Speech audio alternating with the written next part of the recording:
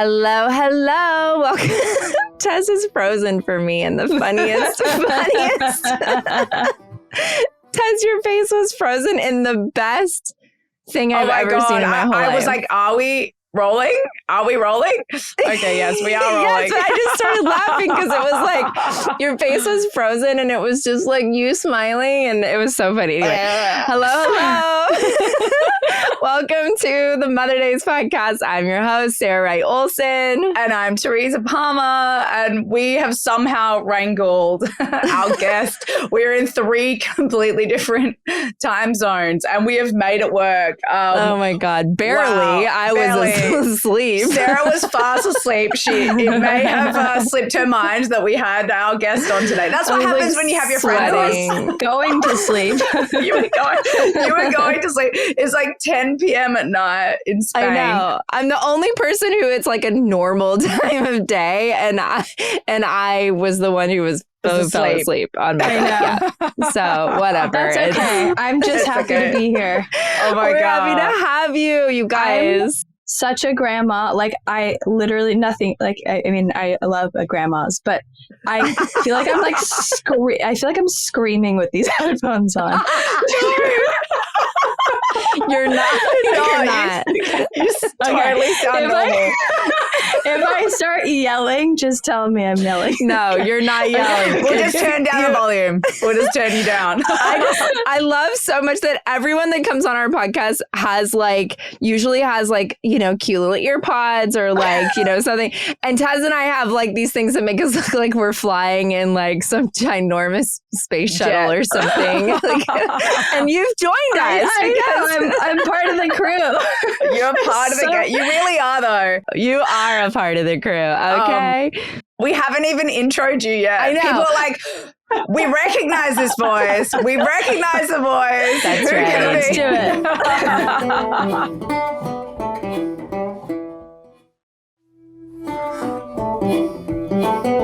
Well, I don't know. Do you guys recognize this voice? Because if I were listening to this podcast, I definitely would. We are fully fangirling / friendgirling over this guest today. We have Riley Keough on our podcast. What? And Riley is an unbelievable actress. You heard me gush about Daisy Jones and the Six on this podcast last year. I was like completely obsessed. Still am. Still listen to the music. She's an amazing actress. She's a writer. She's a mother. She's a singer. Oh my God, she's a singer. And she's just effervescent and everything. And we just love her so much. And we're so glad that you're here today. So thank you so much for joining us. I'm so happy to be here because one, I love you guys. But two, I think I'm like the oldest Daisy you have. You are.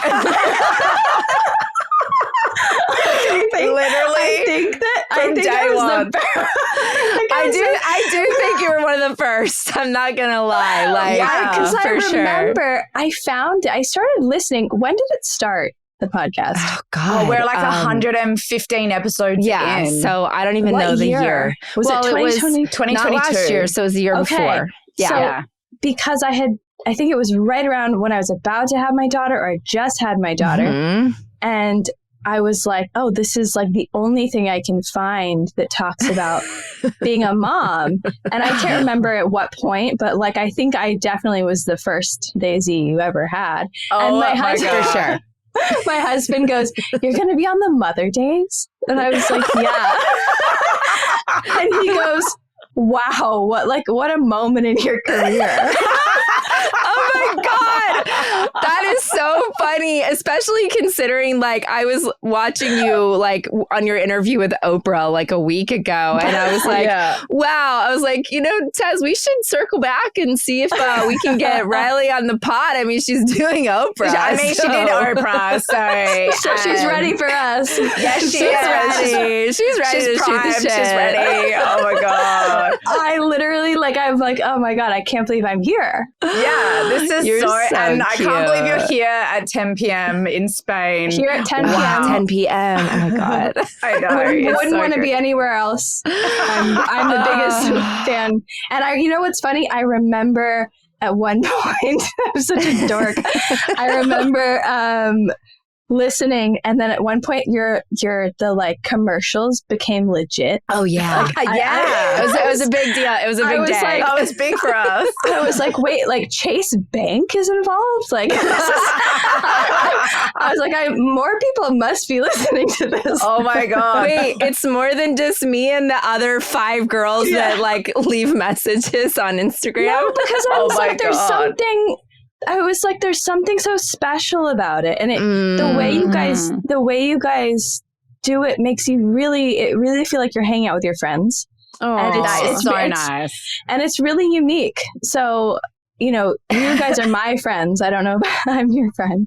Oh, you're our friend. Yes, you're our friend. You're officially. I first met you, and I was like, "Hi! Oh my God, we're all friends now, right? We are doing this." I was actually trying to think how we met. I was like, did we meet on the set of Mad Max? No, I didn't do that movie. Whoops. I was actually meant to do Mad Max. I would have hung out with you for a long time. I know, but then there was some scheduling thing and I ended up doing I Am Number 4. I know. Whoa. Not sure if I picked the right job, but that's okay. I mean, you never know what's going to happen. Could have I don't know. You looked you in really Africa. hot on that motorcycle, Tez. You looked really hot. God. I know. You were iconic. And also, I ended up becoming friends with Susie, your friend in Australia.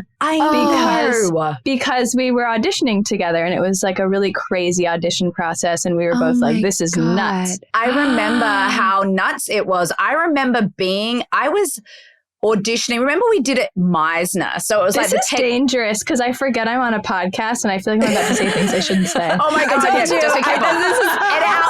is why I prefaced before, and I told you, don't worry, it's happened before. We can edit anything out. I promise you. God. You'll be like, oh my God, did I say that thing about that guy that was at that audition? I was just about to say something as well. I was going to say who I auditioned with. Oh my God. Everyone wants to know. Yeah, I know. Well, I feel like I shouldn't out them because I didn't get the job. But anyway, first names. They're very famous. Anyway, this British fella that I was doing it with, it was like an hour, maybe 2 hours, and it was all Meisner technique. So wait, what's Meisner technique? Meisner's it's a lot of calling repetition. It's a lot of repetition. Oh. Yeah. And so you would read the script, for instance, because I had worked with George Miller on Justice League of America, the movie that he was doing before Mad Max, which fell apart. So I had been cast as Talia al Ghul, Batman's love interest. Wow. And so I was doing all this Meisner stuff, and then he brought me back for Mad Max. So let's say you have a script and it says Stacey, and your lines are, let's go down to the delicatessen and get some food. You'd be instead of saying your line, you'd be Stacey then says to Ralph, she suggests that you should go to the delicatessen and pick up some food. So you have to describe the scene without saying the lines. So that was a part of the audition process. And I remember I was with this very famous person who went on to have the biggest career ever. And I had to say for 1 hour, my mother, and he said, my father.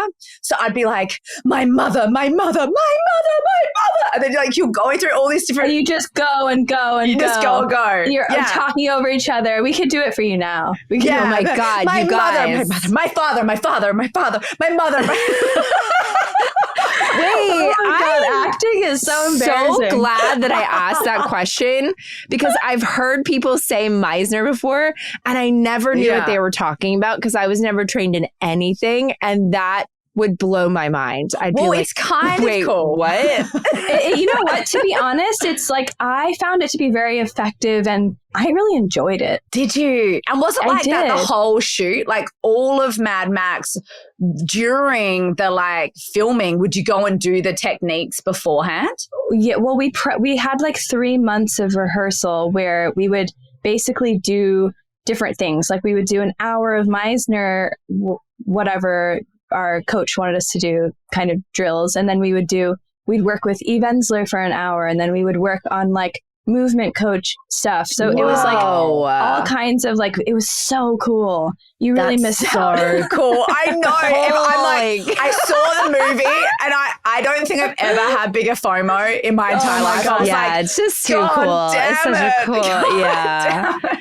Wow, that's so much that went into that. So much. And it was so, I think that my favorite part of acting is rehearsal and prep. Yeah, I do love rehearsal. And like when you really get to spend the time to build relationships with people, and I don't know that. So I think that was definitely like the longest I've ever done anything like that in my life. And it was, normally you get like a day or like 2 days or something. Yeah. Or no time. I mean, 3 months is insane.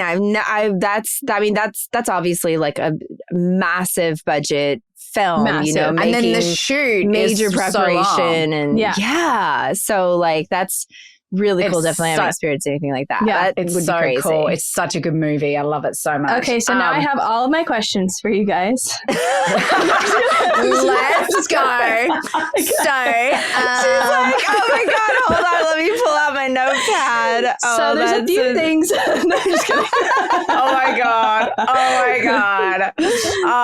So this is so funny because like you're our girlfriend and we've been hanging out in LA and we had you over. You came to my daughter's birthday party. I did.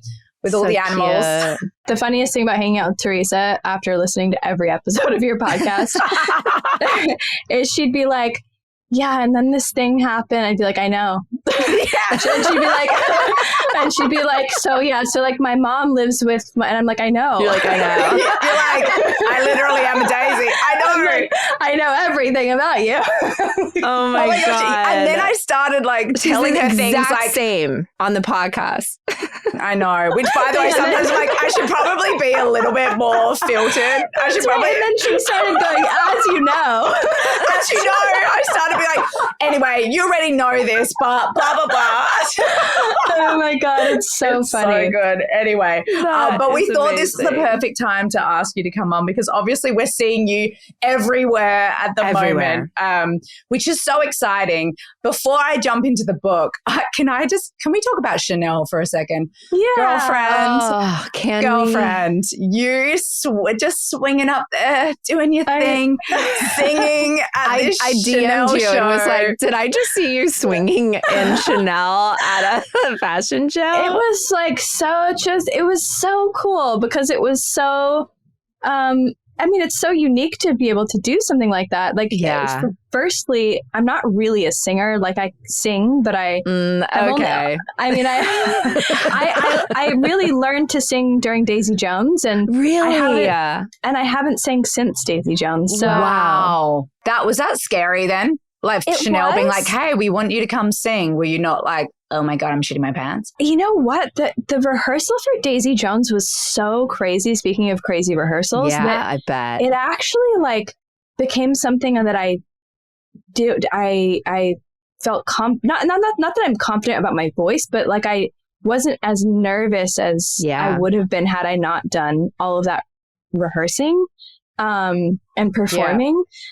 But yeah, I mean, I was definitely nervous. I was mostly nervous because I have to hook into this like harness and then they lift me up into a cage. And there were a couple rehearsals where like the dress didn't flow right and I didn't get the thing out in time and they like lifted me too quickly. And so that was stressing me out. And then I looked down and they lift me up and then I look down and there's like, I'm staring right at Greta Gerwig. Oh my God. and then Vanessa Paradis, who I'm obsessed with her. And she's amazing. And she was the original, Chanel did a campaign where Vanessa was in a birdcage and the whole show was inspired by Vanessa in this birdcage.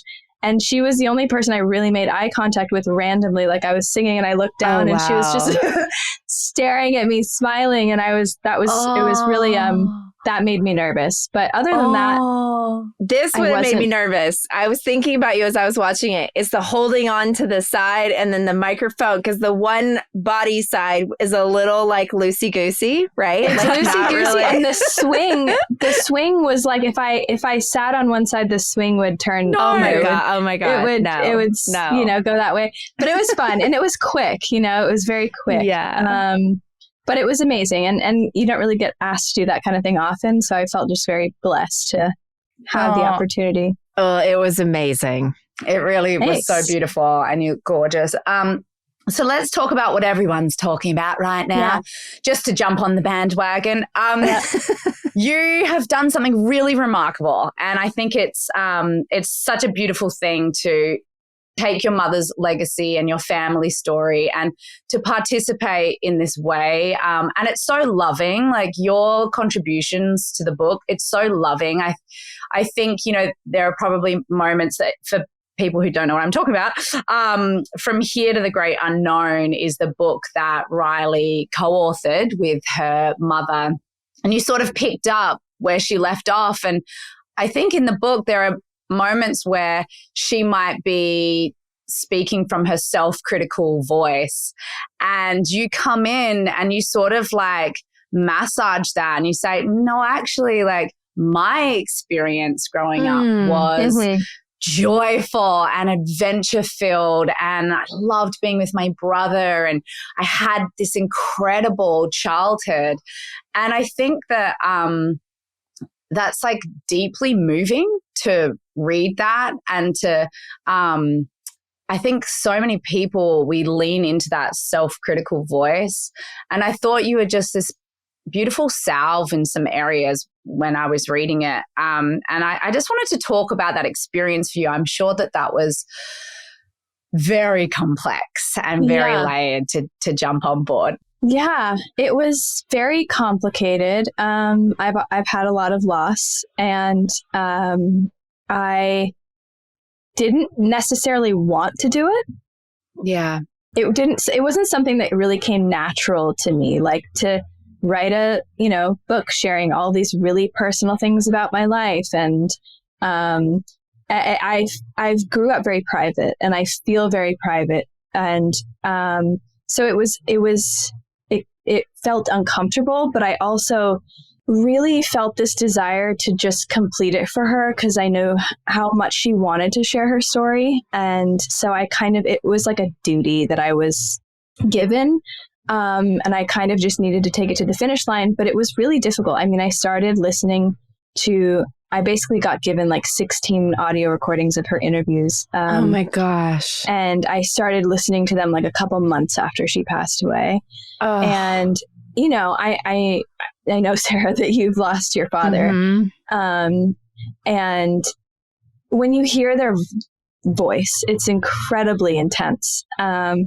So it was like kind of unbearable. But what happened that was really interesting was that it started to feel like I was on the phone with her, because it was going on for so long that it was like comforting, because it felt like we were on the phone or something. I have full goosebumps. That's beautiful. Yeah. And so it was, and I would find myself laughing with her when she was telling funny things. And so it felt like we were kind of like hanging together. Out. Yeah. And so it was actually a really special experience. And then I like sort of reframed the way that I was thinking about it. And I realized that it's actually such a privilege to get to write a book about your loved one that's passed, or to share their story, because I feel like most of the time it's pretty rare that a story about your mother or father or loved one who's passed gets a published book about their life, like in the world. And I just felt really lucky to be able to do that, and to be able to have that for our family and for my kids and her grandkids and my grandkids, and just to have that exist. And, it is like, there is a lot of loss and addiction and like hardship in the book. But I also think that living it, like kind of what you were saying, Teresa. My mom, when she was writing it, was writing from a place of having already lost her son, having gone through a addiction and come out the other side of that. So she was recalling her life in a way that was, it wasn't, I didn't find it to be totally accurate actually to the whole picture. It wasn't like a holistic view of it all. Yes. So I thought I actually could be helpful in this, because I think that, there was, and I know, I've seen some people who read it said like this, this is the saddest thing I've ever read. And that's true, and it is extremely sad. But the thing that's really important that I like to tell people is that through all of that, my family had such a beautiful life as well. Like it wasn't just one thing. And there is a lot of addiction. There's many shades and actually so much joy and comedy and sense of humor and fun. And there were 10 years at the end that were a real struggle. But prior to that, and most of our lives and my mom's life was really extraordinarily beautiful. And in a way that I would often go I can't believe that was real. I can't believe I lived, So it was just very polarizing, really beautiful, intense beauty, and really intense suffering as well, which is life, Yeah. And I think that's an interesting, when you're talking about the way that it wasn't a holistic view, I feel like we do that in stages of grief. We do that in stages of grief, or we do it in different stages of our lives. Even after, Tez and I talk about this with pregnancy and pregnancy loss. And, when you go through different stages, you kind of look back and you say things and you see things in a certain way. And then maybe a month later, you're like, I don't know. I was so in it at that time. And now I'm pulled back a little bit, and I'm grateful for this. And I see that, and I see that was a lesson. And that's so interesting that those interviews that you were listening to were sort of in that time period, and that you were able to what a gift that you were able to go in and help. And show another perspective. And show another perspective. Did that dawn on you as you were listening to the tapes? Was that something at that moment where you were like, okay, now I know what to do? Did somebody come in and say, what if you tried this? Or what if you tried that? I think that it kind of had a life of its own, which is a little bit magical. I just was putting one foot in front of the other and doing these things, and I wasn't really thinking about them. And it kind of had its own energy that was moving it forward. It wasn't I just was kind of getting through, in the sort of early stages of grief where you're just kind of getting through life and your days and going about, business and handling all these things. And I was a bit resistant to it, and it just kind of kept moving, and I kept finding myself listening to it and coming back to it and going, okay, I just need to do this. And so there was some kind of energetic push that was happening that I kind of was just a part of, I feel, but yeah, I think that the interesting thing, and there's grief is there's a lot to say about grief, but kind of what you're saying, Sarah, in my experience, the only way, this is such a cliche, but out is through, Yeah, and no, it's really, that's so true. And it's really being present in it. And I think to get to that place you're talking about where you look back and have the perspective, you kind of have to weather the storm, I guess. So. Yes.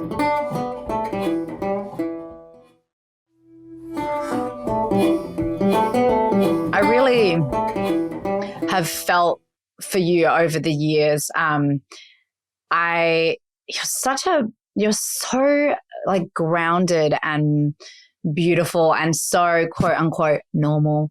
I know you've had this extraordinary life and had all these incredible experiences and opportunities, but with all of that, there's so much that you've had to navigate. And from an outsider's perspective, before we were close and friends, I was always like, gosh, she's just like so together. And you do seem private, and your work as a performer, I love watching you on screen because so do I. There's sort of this like enigmatic quality to you, which is so interesting and dynamic on screen. And I've always thought that as a performer. So your brother, I know you were so close with your brother. He was one of your bestest friends, and you obviously had each other to lean on through everything that you went through. When he passed, did you feel like suddenly like so desperately alone in that? That's such an interesting question because yes, I have 2 other siblings, but they're 19 years younger than me. And he was like the only other witness other than, my parents, but in our, immediate family to everything. And so it was I did really feel this, I felt very like you kind of share the burden of life together with your siblings, and of your parents and of your parents' like oddities and strangeness. Right. And you know what I mean? Like, yes. So you carry it together. Yes. And so it was extremely lonely in that sense, I have, my father is kind of the only one alive now who's been there for, all of the things. But yeah, I mean, he was my best friend. We were like, he felt like my twin kind of, so yes. It was just, incredibly difficult. And so I mean, I don't even know how to describe that experience, but I think that getting or moving through that experience really informed my next experience with grief in this way that I was actually grateful for, because the first time I was like, well, firstly it was a really shocking death. Yeah. But when my mom passed, I kind of went, okay, I know how I'm going to feel when I wake up in the morning. I know that, I know all of these things. Like, it's a familiar feeling in my body and in my heart. And like, so there was like, I don't know. I think that just happens when you lose people sort of back to back like that, where grief is familiar, and it's not something that I was afraid of as much, which was interesting. Yeah, because when you're experiencing it for the first time, it is kind of terrifying. And then like, I mean, you imagine like, what's your first experience with grief? Is it like losing your dog? Is it your grandparent that you were super close to when you're like 5? Or was it, there's all these different things that we can sort of look back on the time in our life and say, what did I learn there and how did I get through that? And then when it's something that's so close to you, like your brother, and so shockingly fast and all of those things, then it's like, I'm sure there was so much that was, absolutely like unspeakable, like so hard to get through.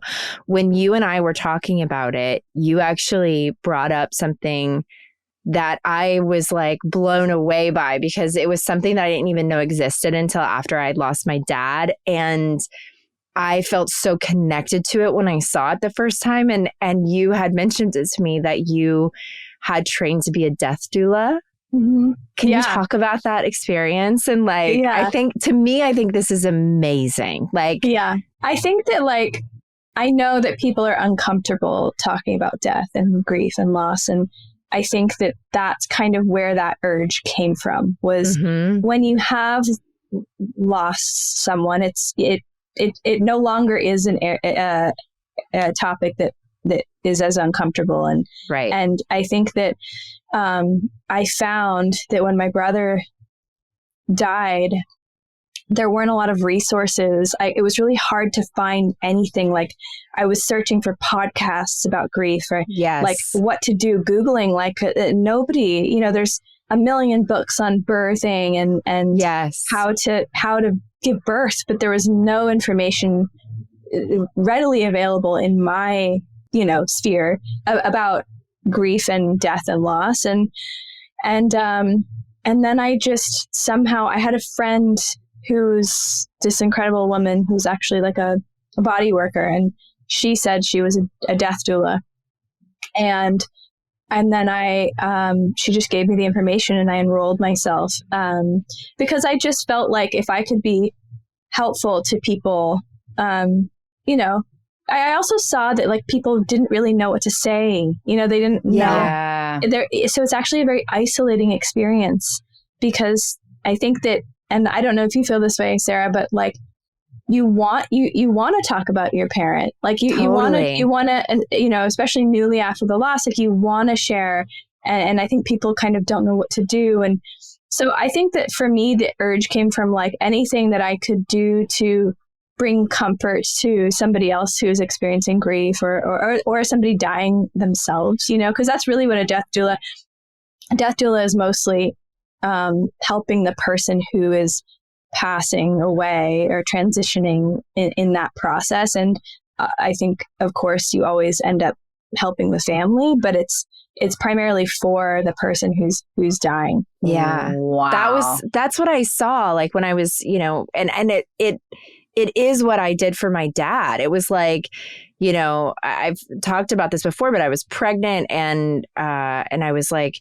with him in the last like few days of his life. And like, he was a pastor. So like reading him passages from the Bible. Did I know what passages to read? No, I was randomly flipping through like ones that this one's good. I can remember. That's really interesting, because that's something that we get taught to do, which is amazing. You basically, like, whatever faith that person has had in their life, you reconnect them to, is one of the processes. Oh, wow. That's beautiful. Okay. Yeah. So that can be whatever that is for them, whether it's, the Bible or the Tao or something that connects them to their spirit or their soul. So that's like you instinctually did that, which is really that's so crazy. Yeah, I didn't know that. And then my brother and I would like sing, songs to him, or like I would start singing songs to him like at the end. And, it was more so like I wanted him to know that it was okay to go. And so I just kept telling him, like, I'd sing a song and then I would like grab his hand and I'd be like, it's okay, you can go now, and then I would like read a passage and like do the same thing. But it was interesting because of course it's my dad. So I love him and I was caring for him like this beautiful being that had been in my life.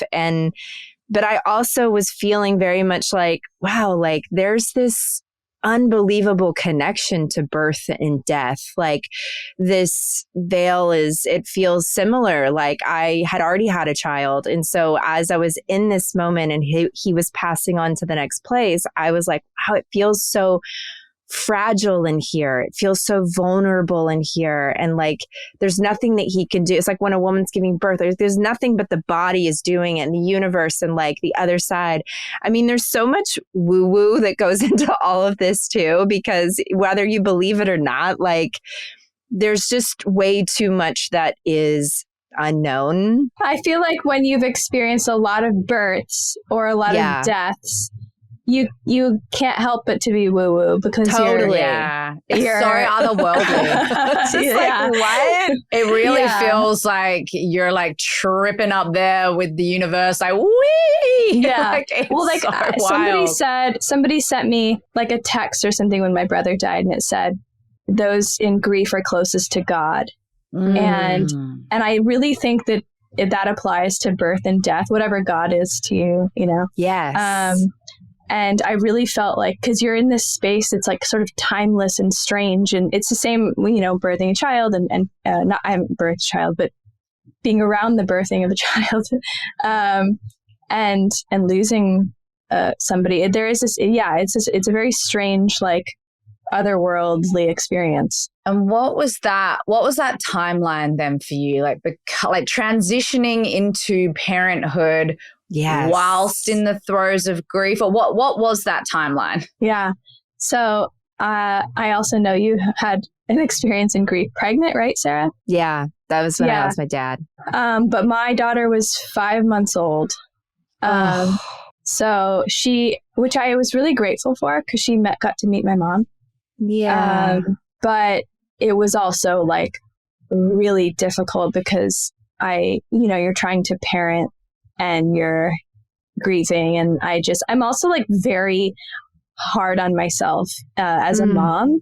So I'm like, so that I probably made it the hardest for myself. Because okay, we're here for you for all of that, by the way. Okay. I was like, wait a second, you're the most wait. Lean on us, okay? Don't be hard on yourself.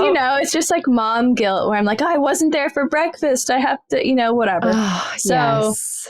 You have the most beautiful relationship with your daughter. It is so gorgeous to watch you two together. You're so natural. You're just like, I feel like... Oh my God, says Teresa, who's like pushing 10 swings at a time. I was like, how does she... I was like, going to the park with Teresa. She's like... She has a lot of energy. There's like 100 kids. I'm like, this is crazy. I can barely. Oh my God. She's like super mom. No, she's just also a child. That's the thing. I'm just wee.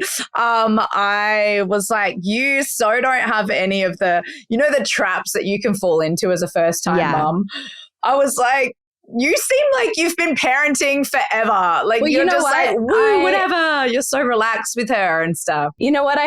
My sisters are 20 years younger than me. Yes. You had some practice. So I had some practice. Yeah. You had some practice. That's true. I had some twin practice. And so that, I don't know. I mean, I think that definitely helped because I was, I lived at home. So I was kind of there to take care of them.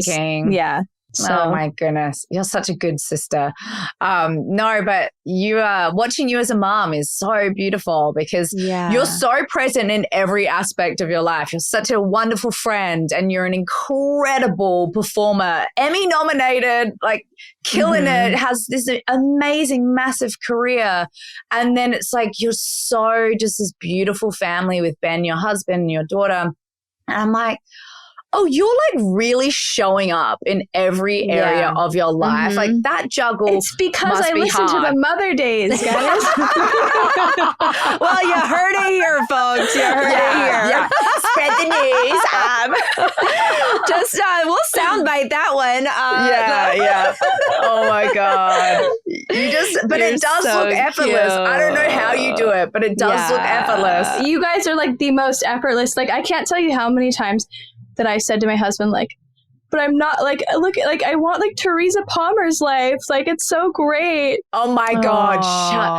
Isn't that funny though, that we always like. Yeah, I know. I said literally, by the way, this was like 15 years ago. I remember I said that to him. God. This was before the Mother Daze. I remember like saying something and I was like, yeah, but she's like, look at her. She's got such a great life. Like she's got a kid and a husband and like she's whatever. And I think that you don't see like what you're doing ever. You're always just like, oh my gosh. At the same time, I think it's like really nice to strive to be, I think we all do it. Like we were just talking about this, like how much do we move the bar? Like I am when I really think about it, all I wanted to do was like be on this like Home and Away. Neighbours would have been great by me. Like any of those small like little TV shows, just having a job there, like a career where I get to do this as my main career. Like that was my goal.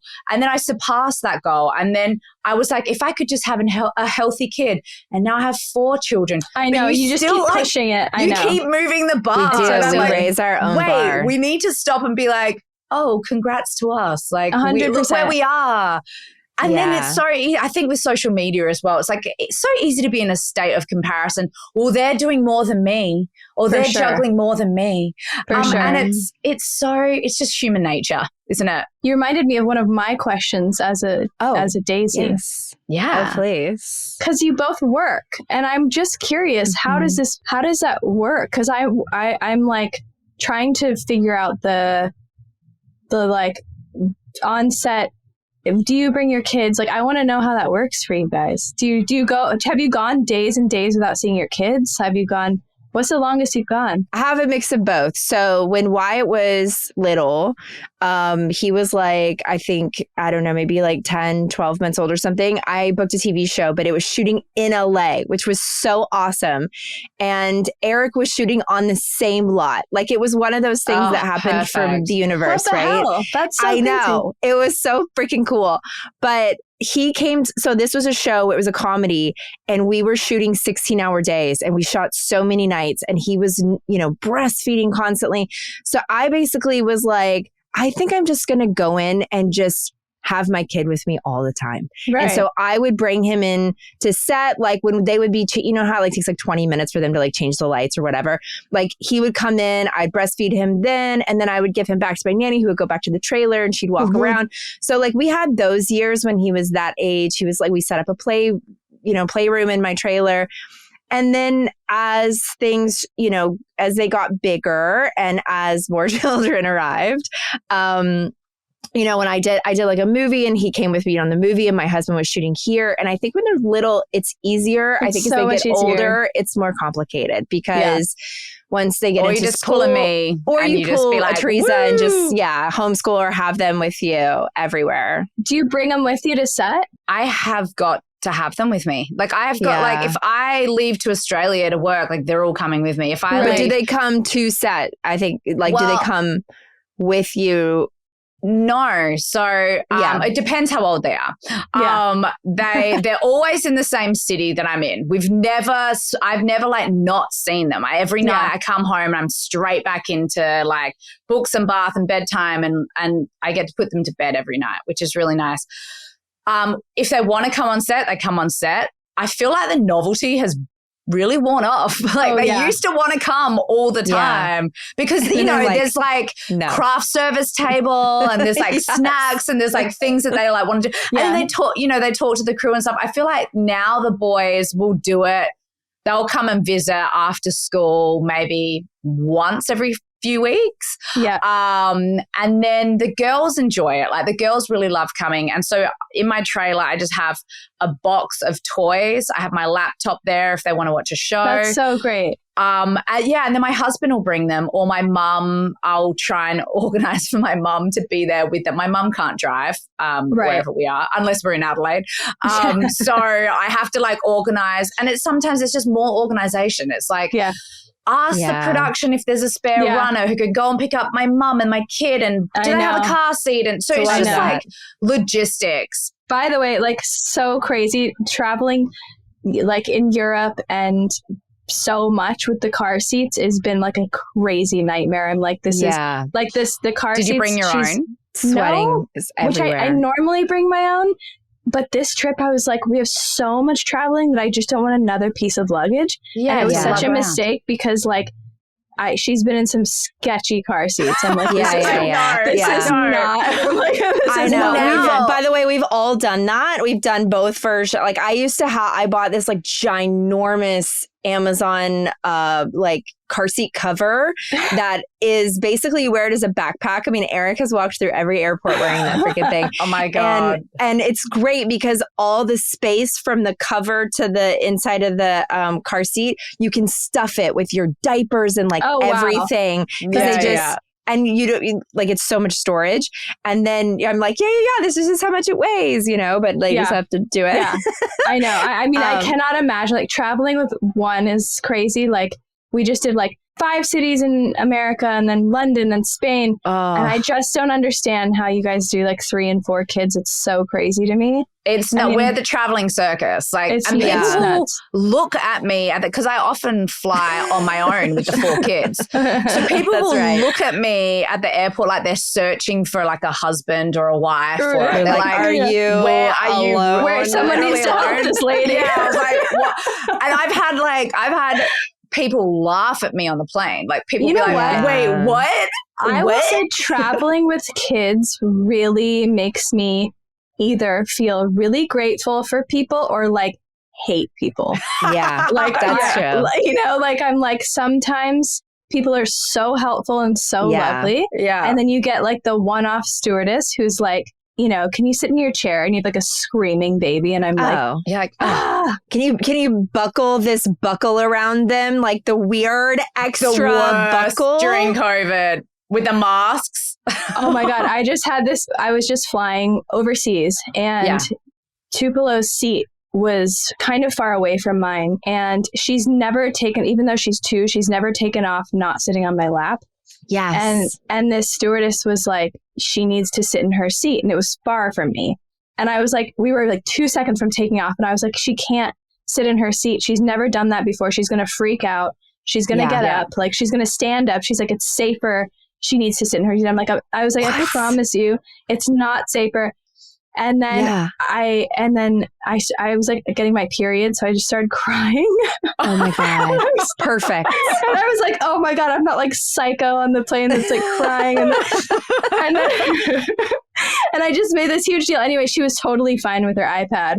And oh my God. Like totally like, so they did end up making you do it. They did make me do it. Yeah. Oh my God. And I was like, it's so nuts. It's actually, I was so angry, but Mark so almost got into a full blown fight in the middle of COVID when Prairie, by the way, was like, no, it wasn't Prairie. Oh my God, I'm forgetting which child it was. Poet. It was Poet. She was a toddler. Like she was under 2. And they were like, her mask has to be over her nose. And so she was crazy. fast asleep. And we were like, it was around her mouth or whatever. Yeah. And then she was like, I will stand here until that goes up over. And Mark was like, literally so close to getting in a fight. He was like, this is ridiculous. I love seeing she's him gonna when wake he gets up like if I in move the rage. The rage. I see it in the eyes and I'm like, oh my God. Here we go. I'm so over the top polite to every person I ever meet, ever. By the way, I'm always like, hello. Oh, fine. I'm such a people pleaser. Like whatever you need, even if it's 20 times harder for me. But Mark will literally be like, that's ridiculous. Like I'm not. All right, you bring out the literature that tells me that I'm like, oh God, let's not even start. I like that. I have that in me, but I can suppress it. You can put a lid on it. I can put a lid on it, but I feel really upset. I mean, it was fine. She was in her seat, and then she was like, all of a sudden, screaming before we took off. She's like, I want to watch TV. And I was like, oh no, everyone around's going to think I'm the worst mom ever. Oh my God. No, everyone's like, hold on, let me fix your iPad. Please watch TV. Everyone's like, please watch TV. Do you know, I figured out this like airplane hustle that's the funniest thing. What is it? Okay, so like if we're not sitting next to there's been times where like my husband's sitting away from me and my daughter, and people like don't want to switch or whatever. So I'll be like, oh, that's fine, but you're sitting next to my toddler. And they're like, ew. That's the best. You're like, it's just my toddler over there. And they're like, oh, I don't want to sit next to a toddler for 10 hours. I'll switch. And she has explosive diarrhea, but it's fine. It's fine. You just like, she's really very sick. ill. Yeah. She might throw up. She's motion sickness. Sorry. But the amount of like dirty looks you get, I've had it. So, and I've been like, all right, whatever. Especially if like I'm lucky enough.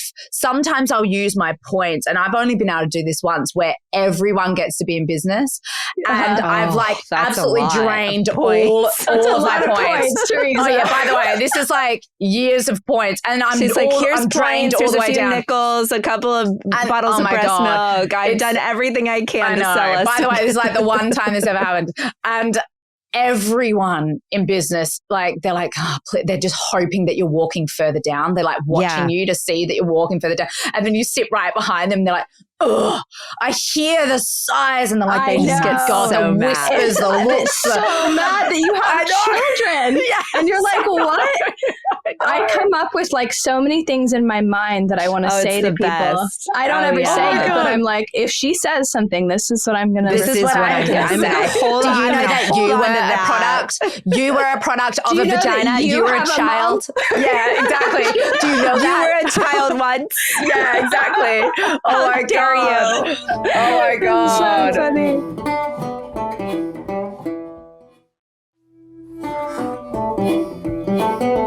Okay, so going back to your question before, Because also I want you to know that, yes, I have left my children, because I want that to be clear too for any mom who's like traveling and like, you know, goes to work and works away. I did a show for like 4 or 5 months, and I had to leave sometimes. And I was like, okay, the longest I ever want to be gone is like 6 days, 4, 5, 6. I think 6 maybe was the longest. But usually it was like between 2 to 4. And then I would turn around and fly back for like, you know, 24 to 48 hours and then back there again. It was a psychotic commitment. But it was just something I had sort of like told them is, I know you can't put it in my contract that I have every Friday off, but like condense me as much as possible. And I'm going to fly every single time that I have, a couple days so that I can be with my kids, because when they get to the school age, they may not want to go with you and sit at the hotel room and go to the park and like all that stuff. They might want to be with their friends or doing football or like whatever it is, and be like, if dad's has to be in LA and you can't go as a family, then it's like, it gets more complicated. So so I just like gauge with them. But now I'm sort of forcing a bit more stability onto them. Now I'm like, no, but really, can I please let's just find a school, and I promise you might get to the point where you don't want to come. They don't believe they will. They want to like keep traveling. And I was like, but you might, like Bodhi, you might be in year 9 and you might be 14 and you might be like, actually, I've got my like sports day coming up, or I have like the basketball grand final. Like you might want to actually stay. And so I think it's just about like sussing out your kid. What's your kid like? Like some kids are totally like fine having mum go and come or dad go and come. My kids like keep the gang together, I think what makes it hard for me, look, I have to do 2.5 weeks in January, which is going to be the longest I've ever done. It'll be harder for you than for her. Yeah, it will. It's going to be hard for you at first, then it's going to be great, and then you're going to get towards the end of it and you're going to be ready to go home. And then you're like, oh my gosh, it's so hard. Yeah, she's definitely like in a phase where she just wants me only all the time. So then I feel extra bad, leaving, but I got to work. I remember when I went to I flew to a Chanel show in New York, and I was pregnant, and it was so dumb. I wish I could go back to myself and be like, why did you do that? But I was like saying goodbye to them. We were in Byron Bay, and I was like, sobbing, crying. I was like, goodbye, because they stayed with Mark. I was only going for 3 days, and I ruined that trip for myself because I was so like consumed, like, what if something happened? And it was so ridiculous, and I couldn't enjoy myself. I couldn't like be present with Annabelle, my best friend, who, by the way, you met. She's Oprah's stylist.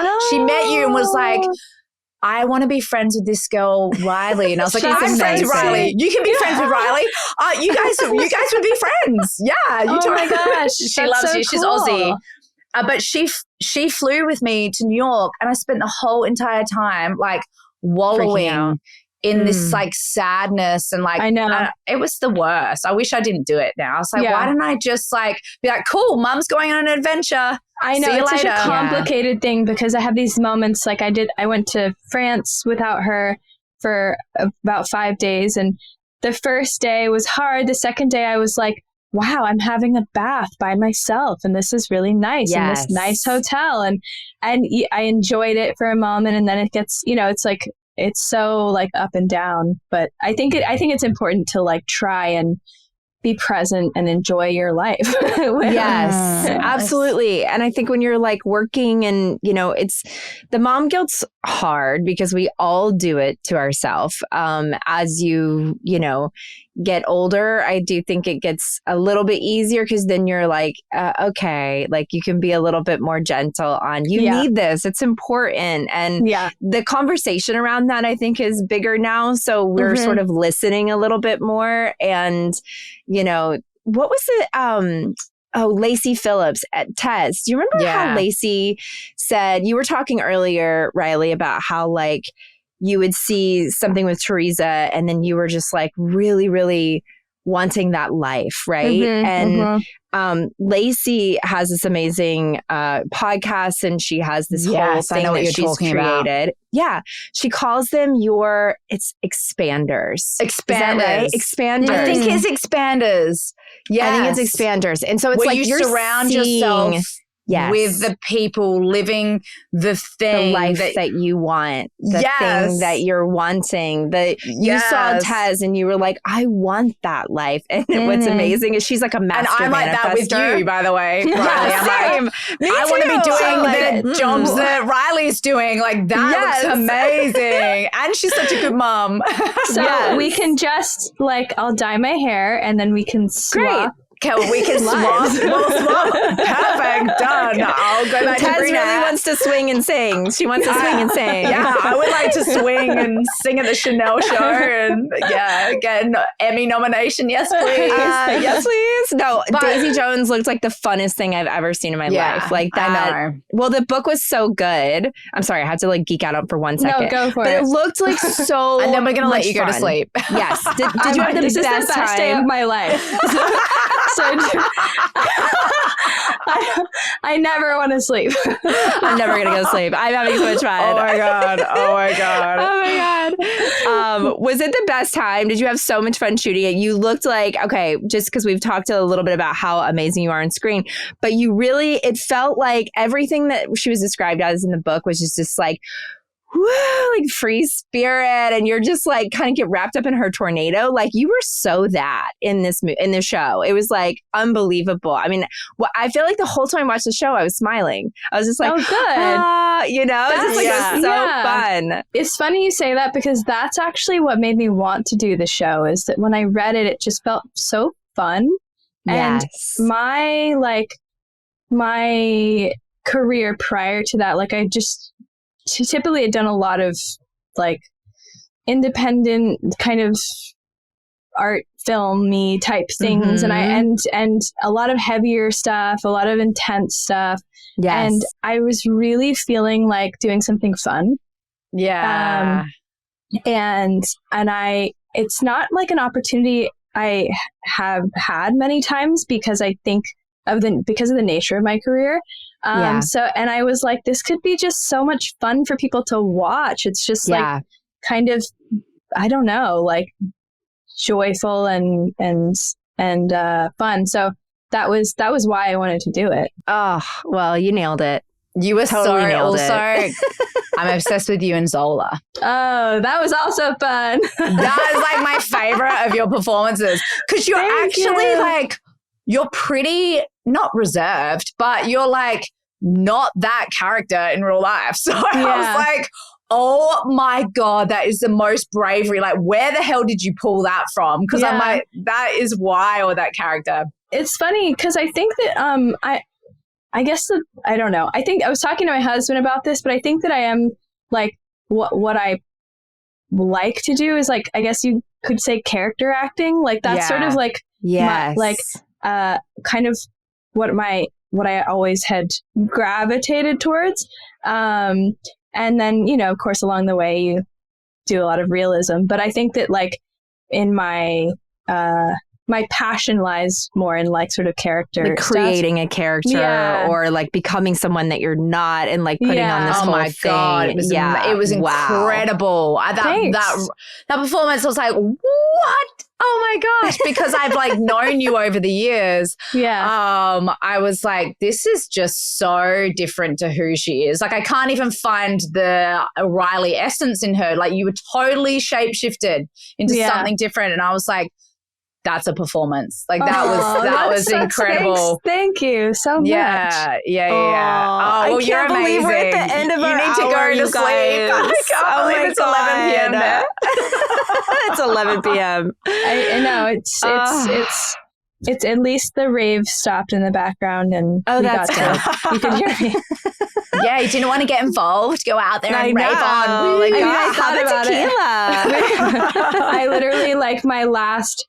It was just one of those days with my daughter that was kind of like a shit fight, and like the last there's puddles everywhere, and she like had her rain boots on, and I picked her up, and she didn't want to leave the puddle, and then she like kicked like cigarette dirt from the sidewalk into your mouth, into my mouth. I knew it. Oh my God. I was like, I'm never going outside again. Now you're gonna have giardia or like whatever that is. I would delicious. Like, I need to go get antibiotics. Like something. Basically, like give me an IV. I'm so messed up right now. Like so gross.